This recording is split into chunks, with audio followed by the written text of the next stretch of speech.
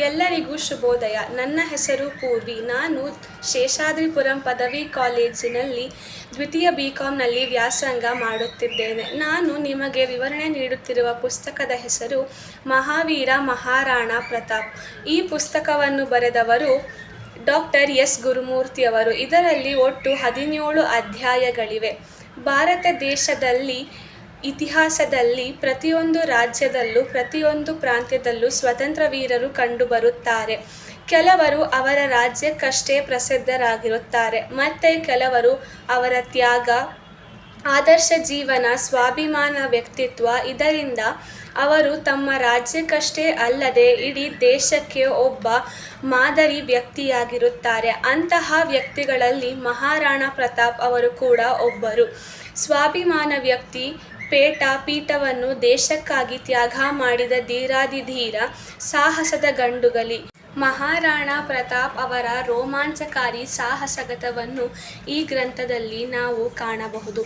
ಮೊದಲನೇ ಅಧ್ಯಾಯದಲ್ಲಿ ರಾಜಸ್ಥಾನದ ಇತಿಹಾಸ ಹಾಗೂ ವೈವಿಧ್ಯಮಯವನ್ನು ನಾವು ನೋಡಬಹುದು.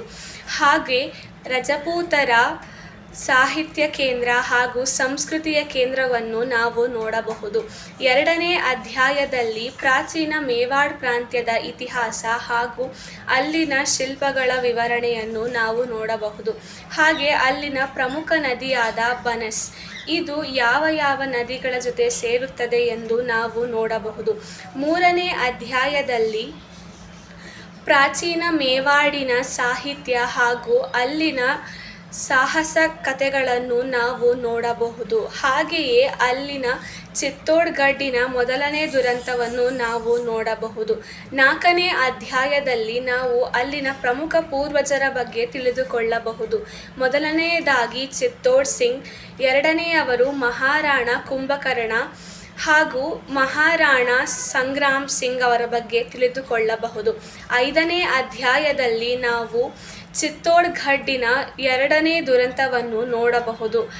ಅಲ್ಲಿನ ದುರಂತದಲ್ಲಿ ಯಾವ ರೀತಿಯ ಪ್ರಸಂಗಗಳು ನಡೆಯಿತು ಎಂದು ತಿಳಿದುಕೊಳ್ಳಬಹುದು. ಆರನೇ ಅಧ್ಯಾಯದಲ್ಲಿ ಉದಯ್ ಸಿಂಗ್ ಅವರ ಪಟ್ಟಾಭಿಷೇಕ ಹಾಗೂ ಮೂರನೇ ದುರಂತವನ್ನು ನೋಡಬಹುದು.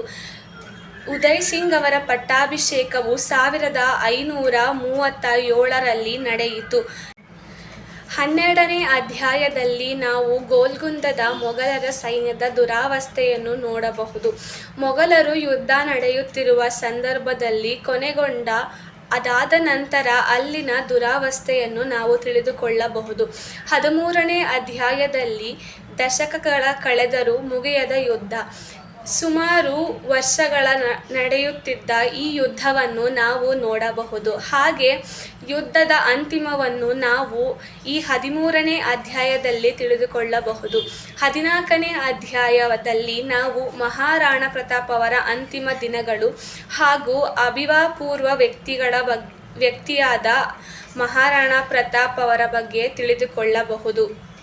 ಕೊನೆಯ ಸಮಯದಲ್ಲಿ ಅವರು ಮಾಡಿರುವ ಎಲ್ಲ ತ್ಯಾಗವನ್ನು ನೆನೆಸಿಕೊಳ್ಳಬಹುದು. ಹಾಗೆ ತಮ್ಮ ಜೀವನದ ಉದ್ದಕ್ಕೂ ಸಿಂಹದಂತೆ ನಡೆದುಕೊಂಡು ಬಂದ ಅವರು ಸ್ವಾತಂತ್ರ್ಯದಲ್ಲಿ ಬಹಳ ಪ್ರಮುಖ ಸ್ಥಾನವನ್ನು ಪಡೆಯುತ್ತಾರೆ.